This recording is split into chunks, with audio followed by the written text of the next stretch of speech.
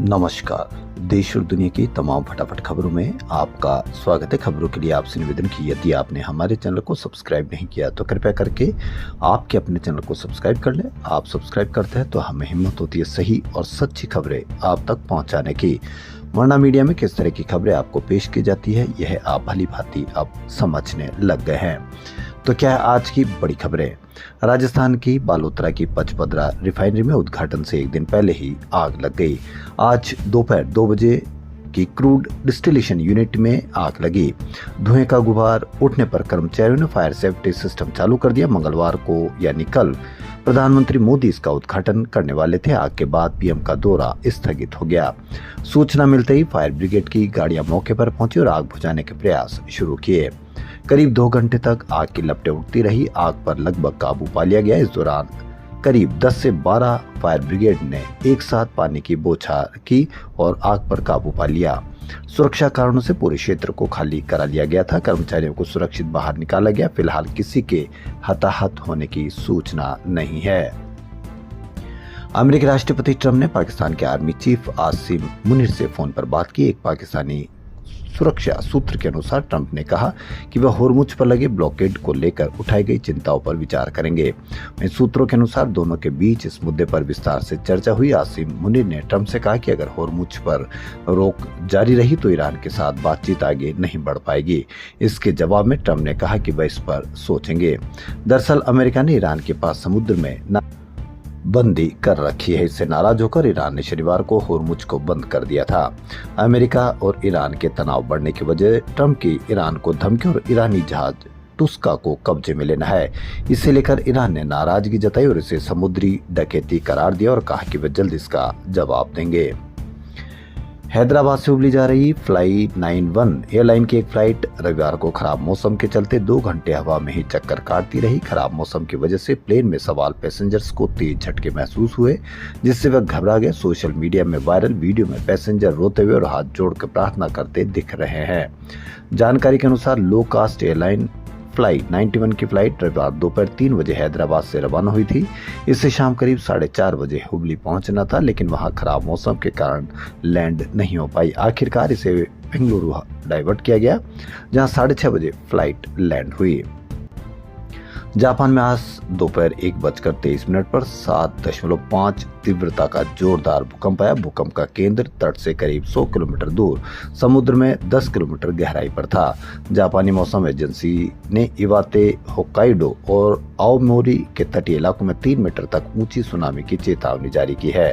भूकंप के बाद इवाते पर करीब 3 फीट, मियाको और हानी नोहे में 1.5 फीट तक लहरें दर्ज की गई। इन इलाकों में पानी का स्तर भी बढ़ रहा है। सुरक्षा के मद्देनजर बुलेट ट्रेन सेवाएं रोक दी गई है। प्रशासन ने तटीय इलाकों को खाली कराना शुरू कर दिया है। कांग्रेस अध्यक्ष मल्लिकार्जुन खड़गे ने बंगाल के कूच बिहार में कहा कि नरेंद्र मोदी झूठों के सरदार है, वह चुनाव जीतने के लिए झूठ बोलते हैं। खड़गे ने कहा कि अगर सरकार महिला आरक्षण लागू करना चाहती है तो वो ऑल पार्टी मीटिंग बुलाए और सबसे पूछे कि इसे कैसे लागू करें। लेकिन मोदी सरकार ने पार्लियामेंट का सेशन बुलाया ताकि दिखा सके कि उसे महिला आरक्षण की परवाह है।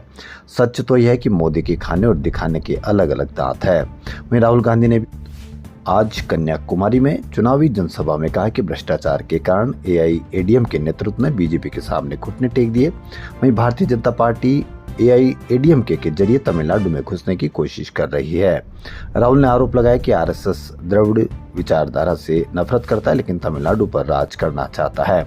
हम तमिल भाषा की रक्षा करने के लिए अपने संकल्प पर दृढ़ है। उन्होंने कहा कि कांग्रेस और विपक्ष ने परिसीमन विधेयक को हरा दिया। उनकी पार्टी राज्यों के प्रतिनिधित्व को खत्म नहीं होने देगी। दिल्ली हाईकोर्ट की जस्टिस स्वर्णकांता शर्मा शाम 5:30 बजे, जब तक हम ये न्यूज प्रसारित करेंगे हो सकता है कि तब तक उनका परिणाम आ जाए। शराब नीति मामले में पूर्व सीएम अरविंद केजरीवाल समेत 23 अन्य आरोपियों की रिक्यूजल याचिका पर फैसला सुनाएगी। फैसला सुनाने का समय 2 बार बढ़ाया गया है। पहले दोपहर 2:30 बजे समय तय था, इसके बाद 4:30 बजे और फिर शाम 5:30 बजे का समय तय हुआ है। केजरीवाल और अन्य आरोपियों ने जज पर पक्षपात और हितों के टकराव के आरोप लगाकर उनसे खुद को मामले से अलग करने की मांग की है। जम्मू कश्मीर के सीएम उमर अब्दुल्ला ने आज बीजेपी के नेतृत्व वाली केंद्र सरकार पर जम्मू कश्मीर को फिर से राज्य का दर्जा देने का अधूरा वादा करने का आरोप लगाया।